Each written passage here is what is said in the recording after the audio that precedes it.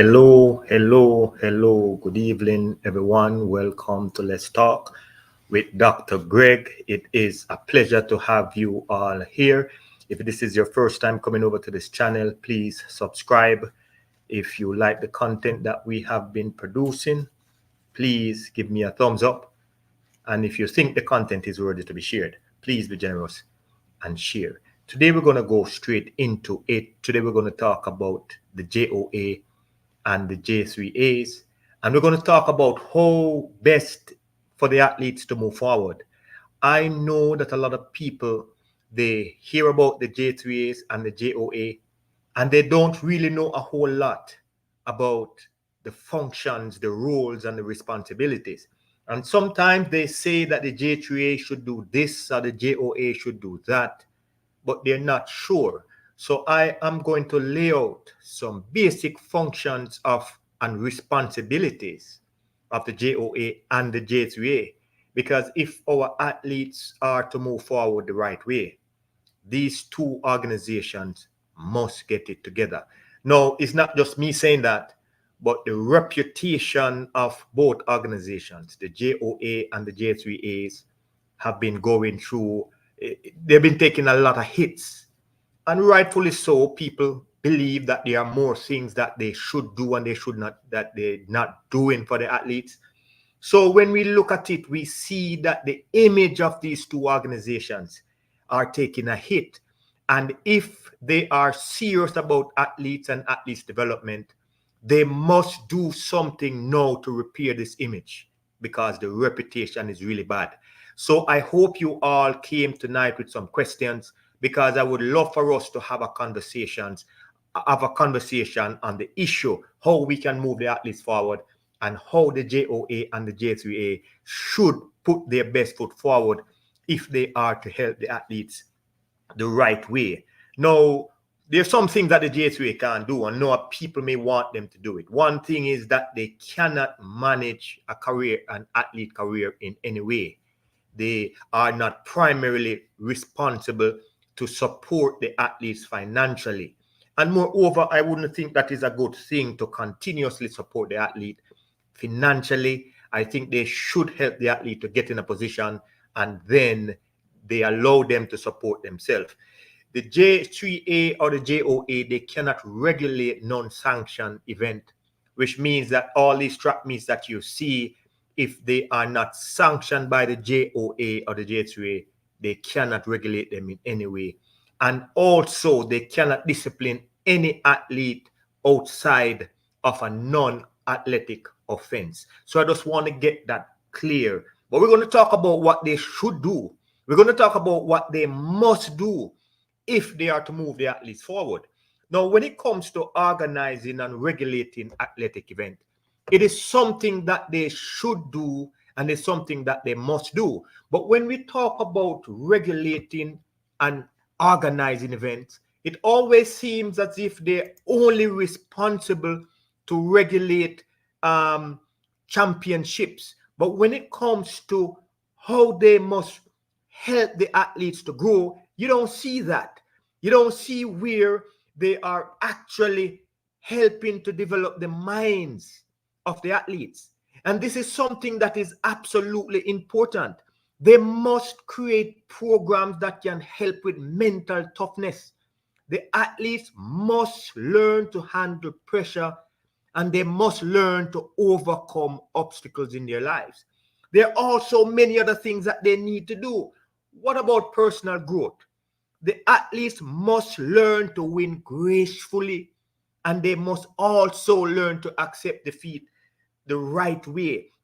I remember years ago, I would say 2 years ago, when Antonio Watson made that gesture at the boys' championship, and a lot of people got on his case because they felt like he should not have done it.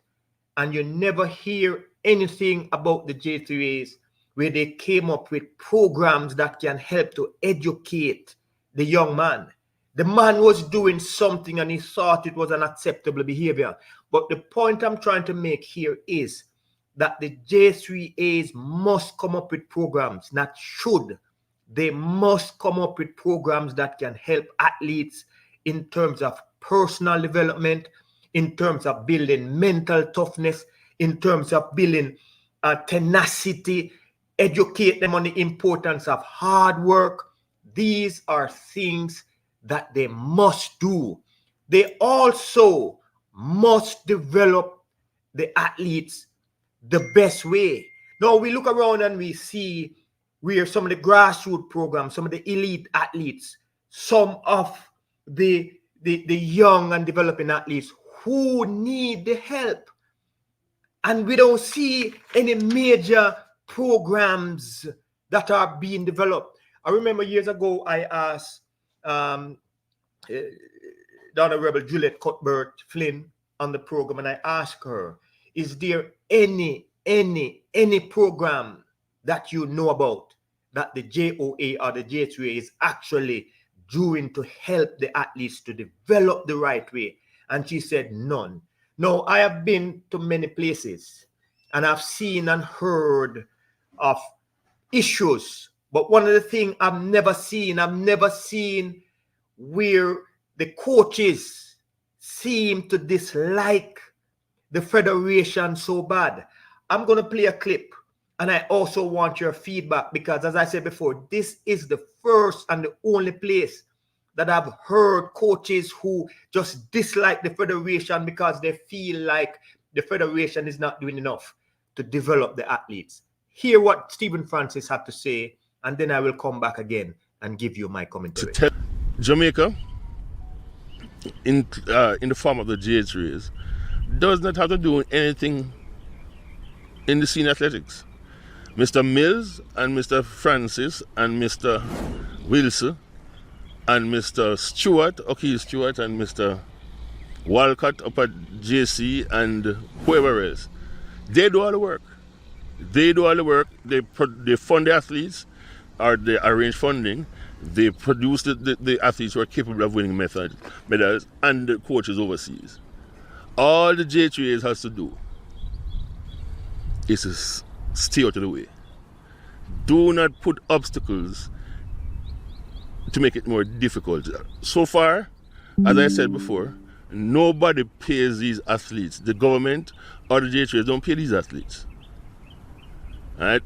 When all the others, most of their competitors, are funded by their federations or their governments. So therefore, do not make it harder. It is hard enough for you to, for us to prepare these athletes at this level without having to also fight the policies of Mr. Riley and the J3As. Mr. Riley did. So, as I said before, earlier I said that there is a reputation issue, and the reputation and the image that the JOA and the J3A now possess is really bad. I've never seen where coaches and the federations are always at odds. And this is something that they must fix. This is something that it is absolutely important that they go about trying to fix this. Now, when we look on some of the basic things, selecting the national team, that is one of the responsibility that the JOA must, or I should say the J3A must do. And we see even recently, right now, there is an issue in terms of selection where even Coach Corey Bennett decided that he's going to withdraw from the team. And he's going to withdraw from the team because there was a trial. There was a selecting process. The athletes were selected. They had a training session, training camps, and they went about it now where they are now selecting the new crop of athletes based on the training camp. Those things must not be done. So when it comes to selecting the athlete that the J3As must do, they must come up with criteria, basic criteria. They must set standards that the athletes can follow. And every time you ask for these information, it creates a major issue. So we are saying that this is a primary responsibility of the J3A. And each time they try to do this, it creates a whole lot of problems. And you cannot even get the message from them. So I'm going to play another clip because this clip is from Sportsmax. Ricardo Chambers did a beautiful job when he said how teams are selected and the issues surrounding the team. And when I say that the JOA and J3 have an image issue, they must see the need to clear these things up. It is something that they should do and they must do. Now listen to what Ricardo Chambers from Sportsmax had to say, and then I will come back again and give you my commentary. There is one major issue at the Jamaica Athletics Administrative Association that has to be fixed.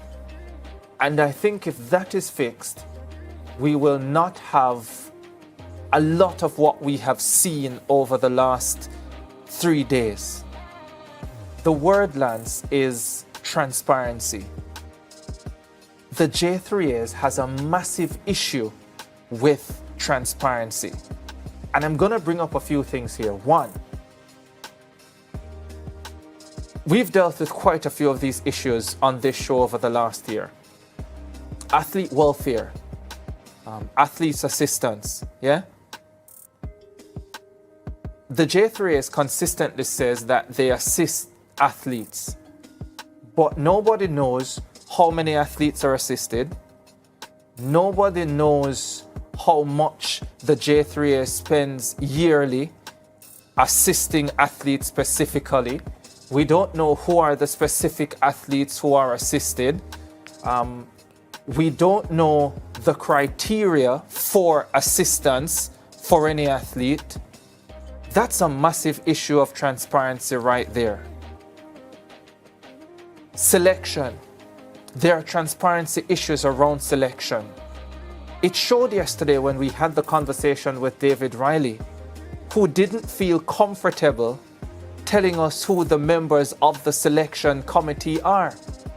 Now that for me, Lance, tells you everything you need to know. Why would the members of the selection committee for a national sporting association be a secret? Be something that you need to contemplate whether the public should know or not. That is a significant problem, and that came out yesterday. So you can see that this is a major issue. This is not we making it up. This is not something that we are pulling from a hat.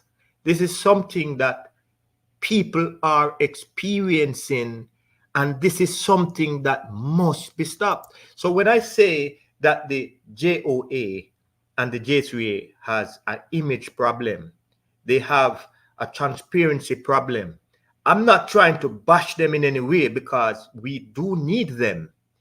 Without them, even though Stephen Francis say, get out of the way, there are some primary and some basic function that must take place in order for athletes to be able to compete internationally. So we need them. So at this time, the best thing we can do is to find a way to mend these bridges.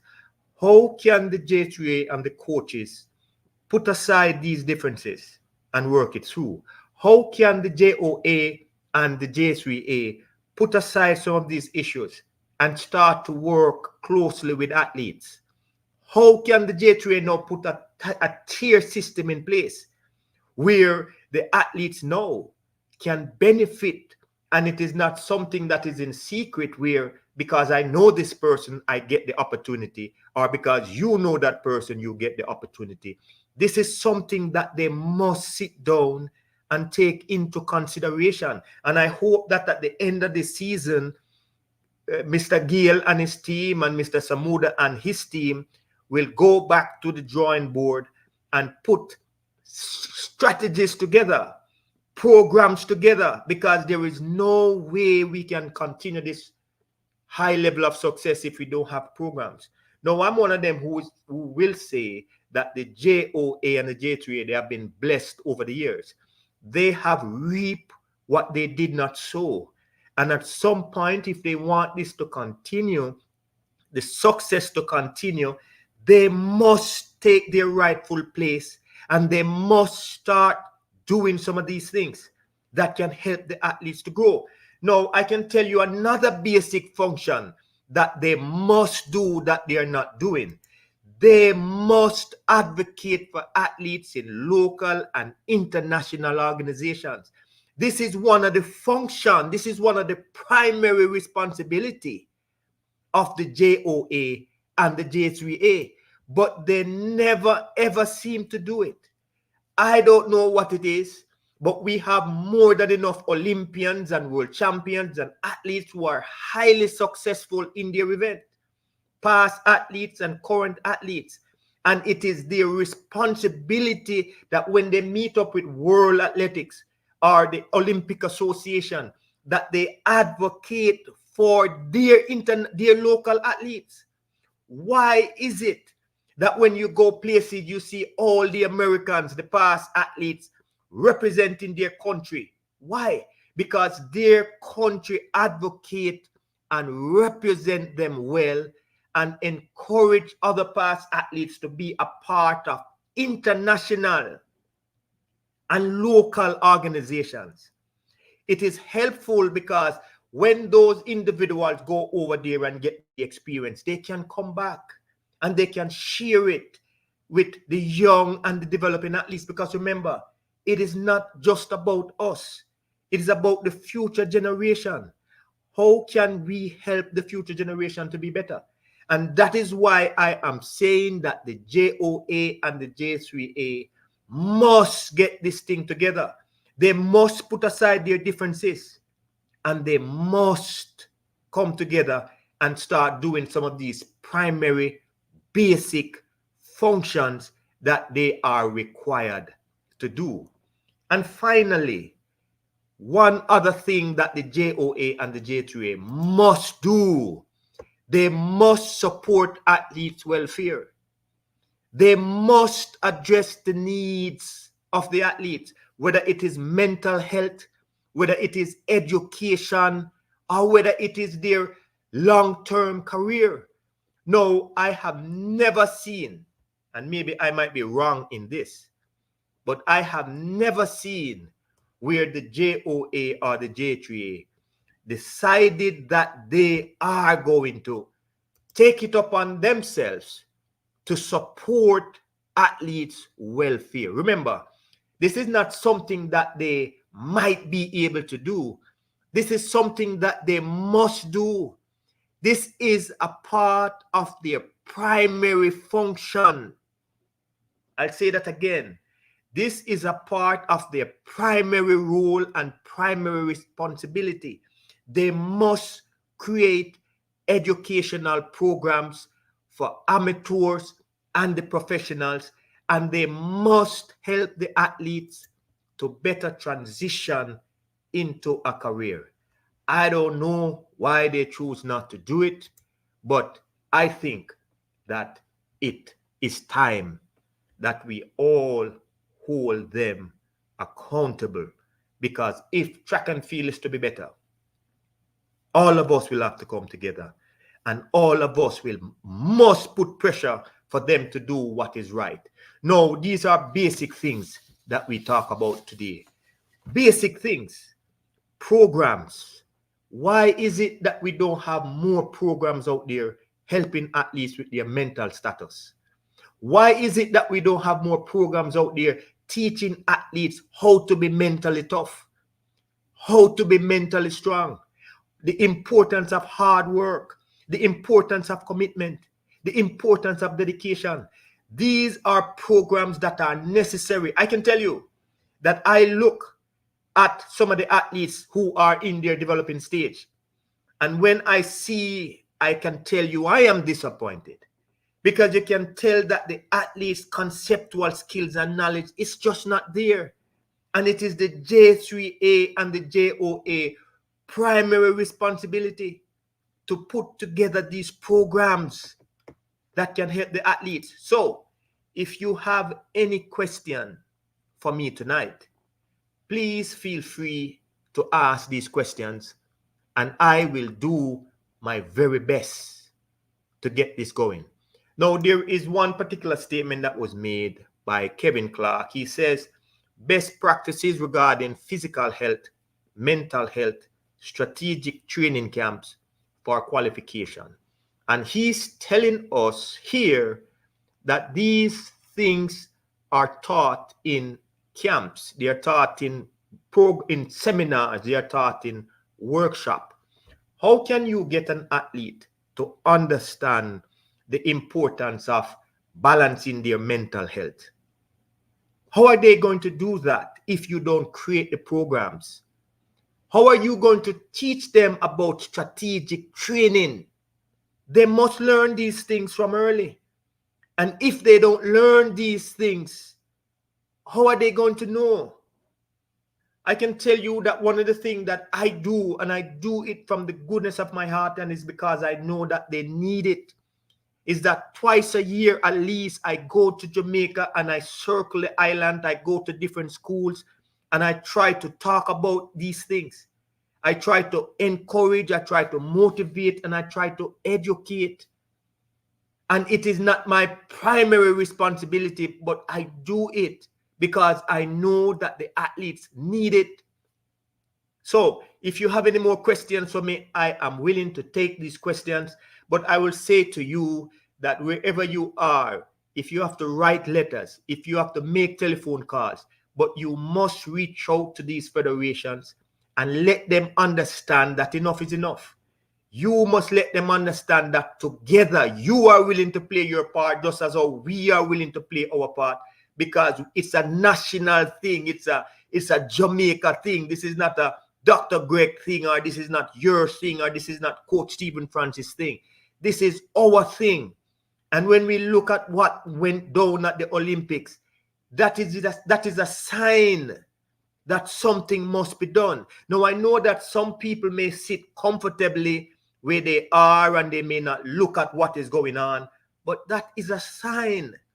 And if we can say that is a sign, then we are living in a dream. So if there are no more questions, I will just take the questions when you pose them. But I just want to say thank you for your support. Let us do this together. Let us see if we can build back Jamaica sprinting bigger and better, because it is going to take a community. It is not going to take any one individual. It's not going to take the fastest guy on the planet. It's going to take people like you who will write the letters and question some of the things. As I said before, the JOA and the J3A, they have an image issue. They have a reputation issue. And until this is changed, the athletes will not trust them. The coaches will not trust them. And if your athletes and your coaches don't trust you, then we are in a major issue. Now, I thank you again for coming. If you have any question, I will take them. If not, please remember to subscribe before you go. And please remember to like the video. I thank you all for coming. I wish you all the best. I thank you for your support.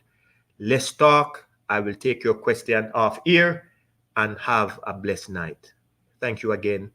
May God continue to bless and keep you all safe. Hold on. I think I might have some question. I see one from Christine. She says JOA don't even listen to the same federation. And that is true. And we see I pronounced your name wrong. It's Christine. Sorry about that. It is true. And this is why I say that they have it's a good old boys club, and they have a way of doing things. But the thing about it is that they don't understand what the athletes go through, because they are from different worlds. They are from the upper echelon, and the athletes are primarily from the lower part of Jamaica. So it is hard for these individuals to care. They don't connect with the athletes. If you notice when they make their speeches, that you can tell that it lacks empathy. It lacks understanding. They don't seem to care enough to want to know how some of the athletes are getting by day. That's not a concern.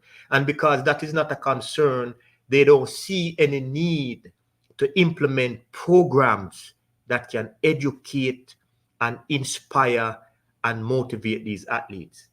That is the major issue. So we have to get some of the athletes there who understand it because they live it, and they will see the need to create programs. It's all about the programs. It's all about the mentorship. It's all about building life skills.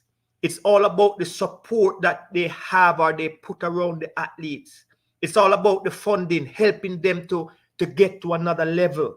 And if they are not willing to do that, then the athletes will suffer. I have another question here by thank you, Niral, for that blessing. I don't turn down any blessing. I appreciate all the blessings that I can get. So thank you very much for that blessing. I see a question here from Mr. Rainford. He says a lot of work to be done administratively for sure. And that is why I would say, Mr. Rainford, that you can't just sit by and do nothing. You have to make your voice be heard. You have to be an advocate for the athletes as well, because think about it. If there are no athletes, then there are no need for coaches. There are no need for administrators, right? But one thing I can tell you, that the athletes are being used as a tool to advance the agenda of other people who never ever run a race in their lives, never ever did. So when we see what is going on, we are saying that it is time for them to start show more appreciation to the athletes who are making it possible for them to enter different doors, different opportunities. So it is time for them to do something. Like I said earlier tonight, that one of the primary responsibility is for these individuals in these organizations, that they must advocate for the athletes, the retired athletes, which means that there are a lot of opportunities in World Athletics and the IOC, and they have first preference and access to these organizations. But if they are not talking on behalf of the athletes, then there are no opportunities that their local athletes or their international athletes will get. So this particular role that they should play, I'm saying they must play it. They must advocate, and maybe they might not even know, but we see where they advocate for other members of their fraternity. So I would say that they know, and if we don't put the fire, they will never do what they are paid to do. We have another question. It says, if their rules are anything pertaining to sport, then they should, and if they can't hire people who can and understand. Now, one of the things that these federations normally say is that it's a voluntary organization. If that's what they say. It's 100% voluntary. But when you look on the funds that go through the organization, and that's public, then you wonder why more people are not paid for their services. So I believe that if you have an organization like that, like the USA Track and Field, a lot of their people get paid to run the organization. They have people there to implement programs and implement whatever, whether it's mental program, physical program, personal development program, teaching life skills. These people create these programs, right? So why can't we, if we're going to use best practices, then why can't we use some of the best practices that seem to work for these other countries? Why? And nobody seems to be holding these individuals accountable. Now, remember what I said. I didn't say that they could or they should. these responsibilities and roles that I just mentioned, they must. It is a part of what the governing body say that they should do. So if it is not being done, it is because they are aware that there are no accountability. And if there are no accountability, then they can do whatever they want. But as I said before, the athletes are suffering. The athletes are suffering. A lot of these athletes cannot help themselves and they need someone to be there. And sometimes when they use individuals outside of the organization, they get burned. The coaches are suffering as well. I know this for a fact.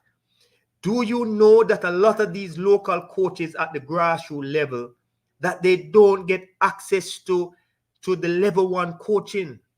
They only give a small handful of people, and the people who get it are people who are a part of the clique.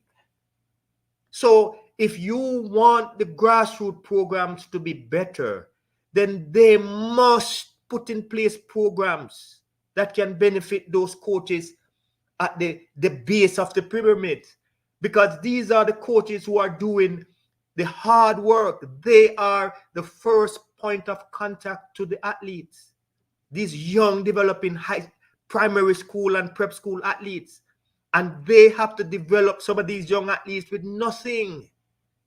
So the question then is, where are the programs? Where are the support for these athletes and these coaches? How can we continue to be a force to be reckoned with when we look and we see Africa they start to dominate the sprinting? America has been waiting for the opportunity to come back on top again. So we have to make it clear that the JOA and the J3A have an image problem. They have a reputation problem. People believe that they are not trustworthy and that they are not honest. And when you look on the policy, a lot of people are saying that things must change. So for me, I want the best for the athletes, because I know that without the athletes, there is no need to watch the Olympics, so to speak. But we watch the Olympics because we want to support our people. If you have any more questions, I will take them. I see a question again. It says, did I look at this? The big question, why can't we? I think part of the problem and why no one speak out is because you'll be blackballed and ostracized, and that is true. It is a situation where, you know, if you're in the same space with them, you will feel the pressure. You will feel uncomfortable because they make life difficult for you. I know a lot of coaches in the past usually, you know, talk about not getting any trips, and that was it. They will never ever see another trip. So it is true that this forces, they are very influential, but they need to know that we are not here to war with them in any way. We just want what is best for the athletes, because if the athletes benefit from this, I promise you that both organizations will benefit as well. So in a situation like this, what it will take is unity.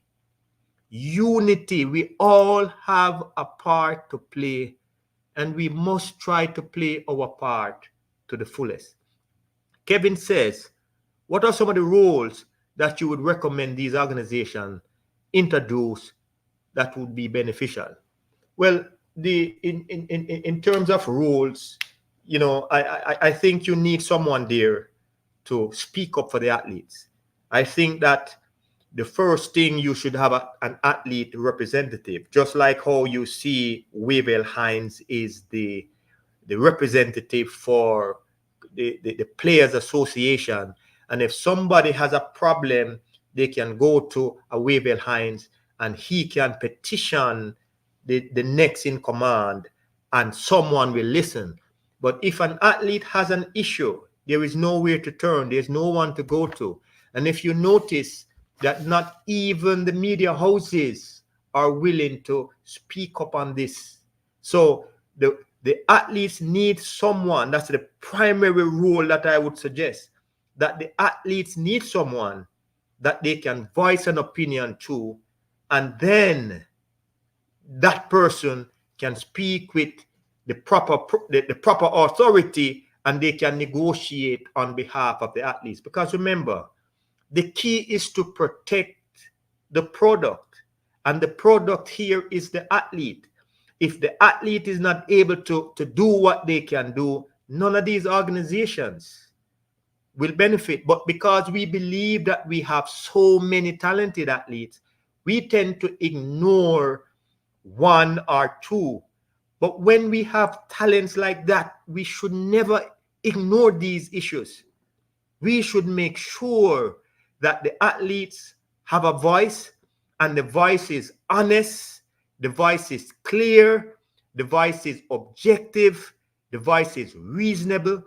Because if you don't have that role play, someone playing that role, then who can the athlete turn to in time of need? So I think it starts there. You also need someone to play a role of a mediator for the coaches as well, because no one seems to be sitting around the table having these discussions to say, look, we have a bad reputation. What can we do to build back trust? So that mediator must be there to make sure that the other groups who feel ostracized, that they can voice the opinion and they can resolve it and then move on to the next best thing. There's another question by George Smith. He said, Doctor, thanks for all the joy as an athlete, and now in your new role, Doc, this thing of transparency is so widespread in all of Jamaica's sporting landscape. And it is true. If you look at the JFF, if you look at the JOA, the J3A, if you look at all the other programs, that's an issue. And as one person once said, that if you can't get the information, then it means that somebody is hiding something. We as athletes need to know some of these basic things. And I'm saying that we need to know everything. But let me give you a real example. When it comes time to selection, you have a group of coaches who get first preference. They have access to the information. So they would get the information. And the other coaches who are not well known and they don't have that level of connection, they may never get the information, right? And that is unfair. I think that what they need to do is to create a database with athletes and coaches. And if something is going on and they need to notify, they need to send all of these things out. And these policies must be very clear, and everyone should know it. But the problem is some people know it and the rest of people don't know it, and then the others have to hear what other people are saying. So that is a part of the image issue. The transparency is a part of the image issue that they must fix.